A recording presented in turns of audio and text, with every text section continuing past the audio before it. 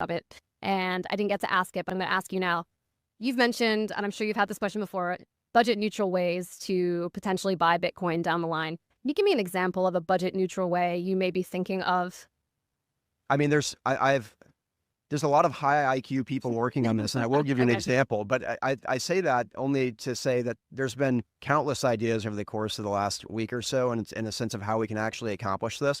I'll actually point you to Senator Lummis's Bitcoin Act of 2025, in which she believes that we can identify the real true value of some of these gold certificates that are, basically, I think it's like $172 an ounce is what they're categorized at right now. And if we actually realize the gains on that, that would be a budget neutral way to acquire more Bitcoin. I mean, there's countless different ways you can do it. I know the Secretary of Treasury, Bessent, and the Secretary of Commerce with Howard Lutnick. I mean, they're going to come up with. I mean, these are smart people that understand this space really well.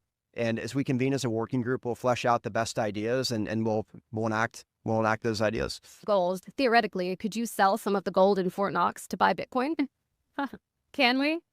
Is that possible? Well, if it's budget neutral and doesn't cost the taxpayer a dime, You're kind of exchanging one for the other. We'll see whatever creative ideas that we can come up with. And, like I said, with all the interagency working group actors that will convene in these meetings, I mean, we're going to hear some tremendous ideas about how we could do it. I just don't want to box us in yet to what that actually looks like, because I want to be able to hear from everybody. And I think that's one thing that's different about this White House is we welcome in new ideas, innovative solutions, and it's no different the way that we're running our office.